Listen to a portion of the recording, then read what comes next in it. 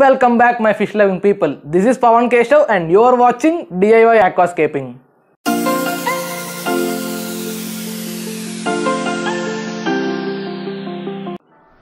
Guys, మీకు తెలిసిందే మన ఛానల్ 1k సబ్స్క్రైబర్స్ కి దగ్గరలో ఉన్నాం. సో మీరు ఈ #DIY Aquascaping hits 1k అని హ్యాష్‌ట్యాగ్ యూస్ చేసి ఏదో కామెంట్ చేయండి. దీనివల్ల యూట్యూబ్ అన్నది మన వీడియోస్ ఉన్నాయని చెప్పి మన వీడియోస్ని ఇంకా ఎక్కువ ప్రమోట్ చేస్తుంది. సో ఈ ఒక్క హెల్ప్ మీరు నా కోసం చేయండి చాలు.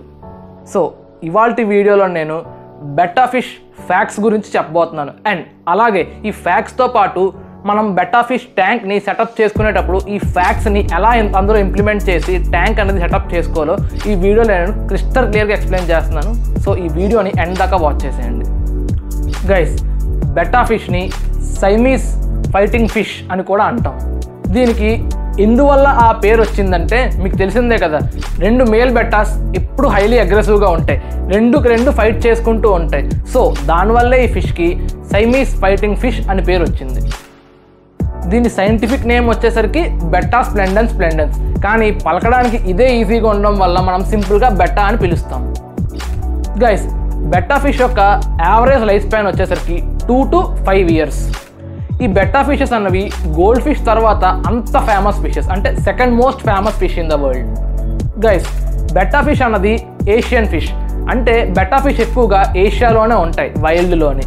అండ్ బెట్టా ఫిషెస్ ఎటువంటి హ్యాబిటేట్లో ఉంటాయి అంటే స్లో మూవింగ్ వాటర్స్లోనే ఉంటాయి అండ్ స్టాగ్నెట్ వాటర్స్లోనే ఉంటాయి. ఎక్కువగా ఫాస్ట్ మూవింగ్ వాటర్స్లోని బెట్టా ఫిష్ అనేవి మనకు కనబడవు.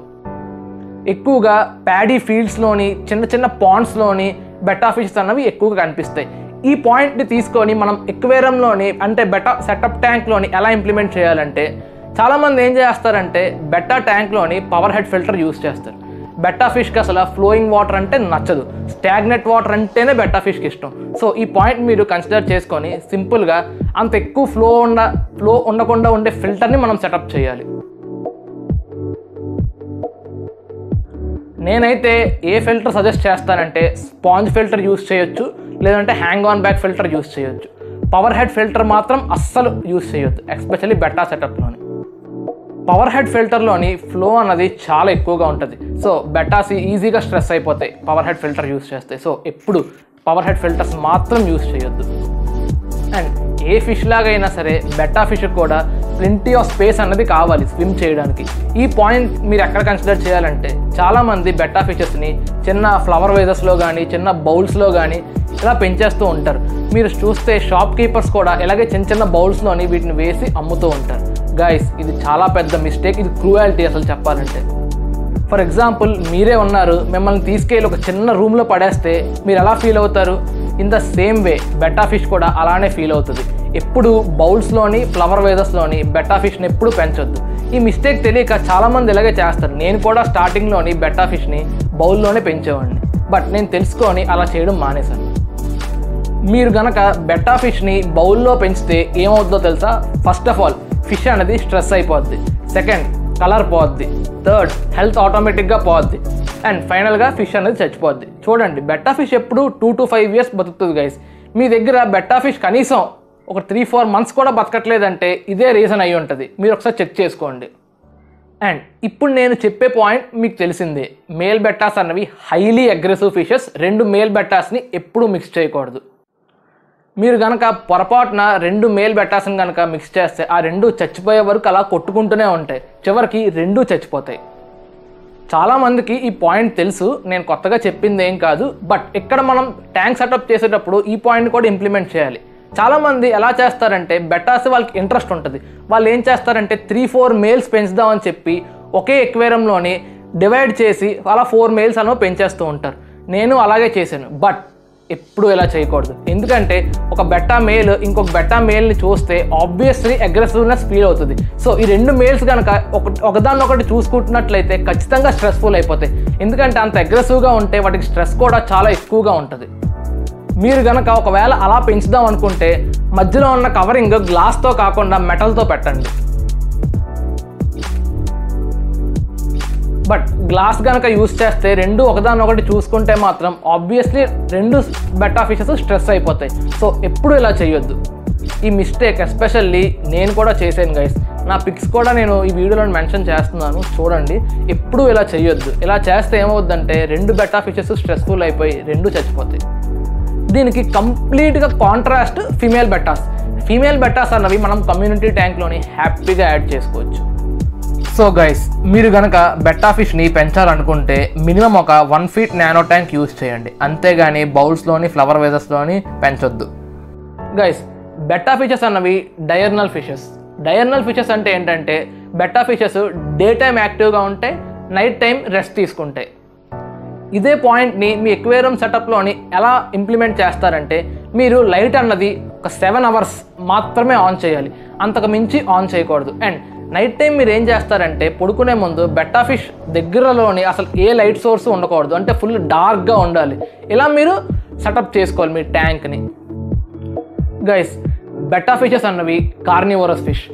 వైల్డ్లోని బెట్టా ఫిషెస్ ఏం తింటాయి తెలుసా? చిన్న చిన్న ఇన్సెక్ట్స్ని తింటాయి, లేదంటే చిన్న చిన్న ఇన్సెక్ట్ లార్వాస్ని తింటాయి. బట్ మనం ఎక్వేరియంలో ఏ ఫుడ్ వేస్తామంటే మెయిన్గా ప్లాంట్ బేస్డ్ ఫుడ్ అనేది మనం వేస్తాం.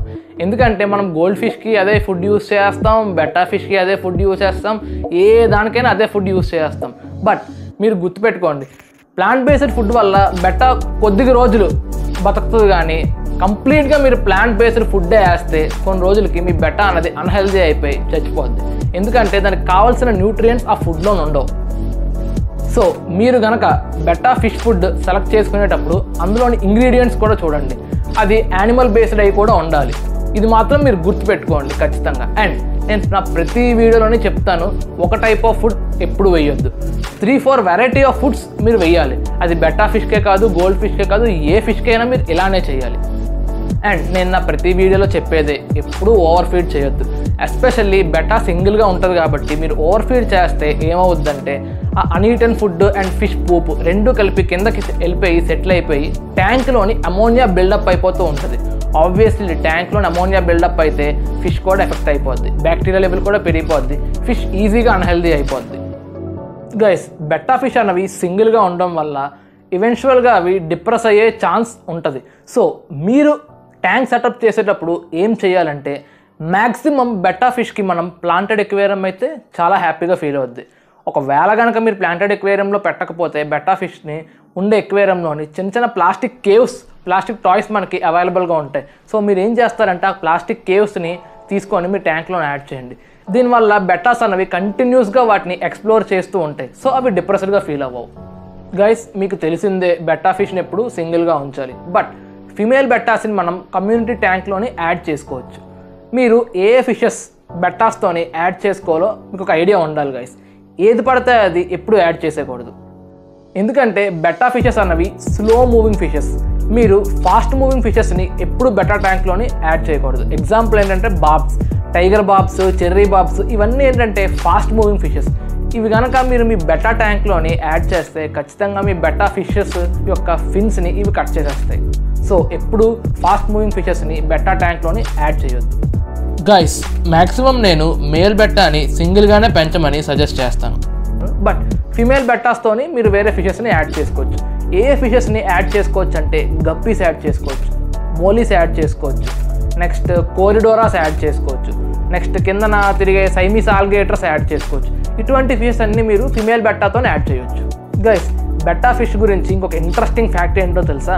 బెట్టా ఫిషెస్ అన్నవి వాళ్ళ యొక్క గార్డియన్స్ని అవి గుర్తుపట్టగలవు. అంటే ఫర్ ఎగ్జాంపుల్ మీరు మీ బెట్టా ఫిష్కి రోజు వెళ్ళి కొంచెం ఫుడ్ యాడ్ చేసి రోజు కొంతసేపు అలా చూస్తూ ఉన్నారనుకోండి, అవి ఖచ్చితంగా మిమ్మల్ని రికగ్నైజ్ చేస్తాయి. సో మీరు నెక్స్ట్ టైం నుంచి వాటి దగ్గరికి వెళ్ళినప్పుడు అవే క్యూరియస్గా మీ దగ్గరికి వచ్చేస్తాయి స్విమ్ చేసుకుంటూ. కావలిస్తే మీరు గమనించండి, మీరే వెళ్ళి ఫుడ్ అనేది యాడ్ చేయండి, వేరే వాళ్ళు కాదు. అండ్ మీకు తెలుసా, బెట్టా ఫిష్ అనేవి యాంగర్ని ఫీల్ అవ్వగలవు, పెయిన్ ఫీల్ అవ్వగలవు, అండ్ ఫియర్ని కూడా ఫీల్ అవ్వగలవు. గైస్, బెట్టా ఫిష్ గురించి ఇంకొక ఇంట్రెస్టింగ్ ఫ్యాక్ట్ ఏంటో తెలుసా? బెట్టా ఫిష్ అన్నది వాటర్లోని ఆక్సిజన్ని తీసుకోలేదు. ఎందుకంటే బెట్టా ఫిష్కి లాబరింథైన్ ఆర్గన్ ఉంటుంది. దీని ద్వారా ఇది సర్ఫేస్ దగ్గరకు వచ్చి గాల్లోంచి ఆక్సిజన్ అన్నది తీసుకుంటుంది.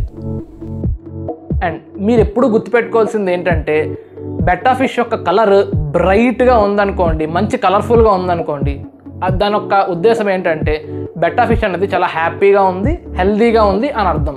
ఇలా కాకుండా మీ బెట్టా ఫిష్ కనుక కలర్ ఫేడ్ అయిపోతూ ఉంది అంటే ఖచ్చితంగా మీ ట్యాంక్లో ఏదో ప్రాబ్లం ఉంది, మీరు చెక్ చేసుకోవాలి.